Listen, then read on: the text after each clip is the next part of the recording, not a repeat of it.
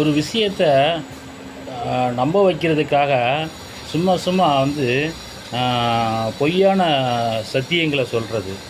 அப்போ வந்து இன்றைக்கி மெசேஜ் எப்படின்னா, சத்தியம் பண்ணுறது எப்படி பண்ணணும் அப்படிங்கிறது தான் இன்றைக்கி மெசேஜ்.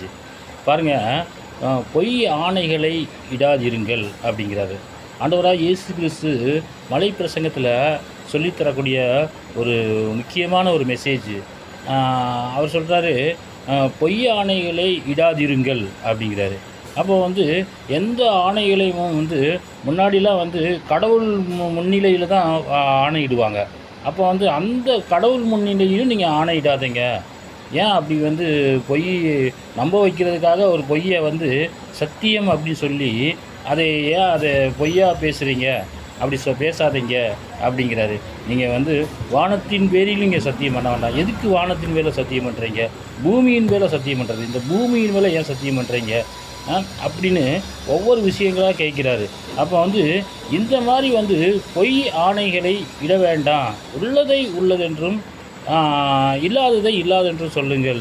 பார்த்திங்கன்னா சிலவங்க பார்த்திங்கன்னா இப்போலாம் அடிக்கடி எங்கேயும் பார்த்தாலும் பார்த்திங்கன்னா தலை மேலே சத்தியம் அப்படிம்பாங்க.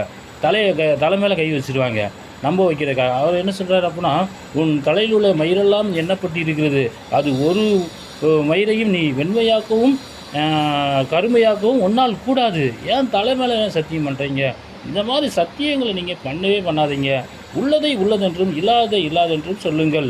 அதற்கு மிஞ்சினது தீமையினால் உண்டாயிருக்கும். இந்த தீமையை வர வைக்கிறதே வந்து பொய் ஆணைகள் தான். அப்போ பொய்யான விஷயங்களை வந்து சொல்ல வேண்டாம் அப்படிங்கிறத வந்து வெளிப்படையாக சொல்லியிருக்காரு. பொய் சொல்ல வேண்டாம், உண்மையை சொல்லுங்கள். உள்ளதை உள்ளதென்று சொல்லுங்கள், இல்லாததை இல்லாதென்று சொல்லுங்கள். தீமையை நாமளே வர வைக்க வேண்டாம் அப்படிங்கிறது தான் இதனுடைய சப்ஜெக்ட்டு. கவனிச்சுக்கோங்க.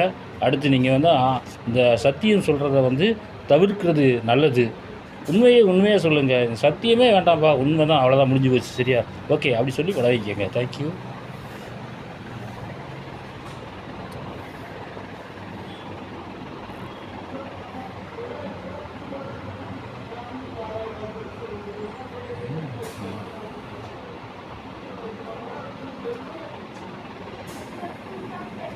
Ready.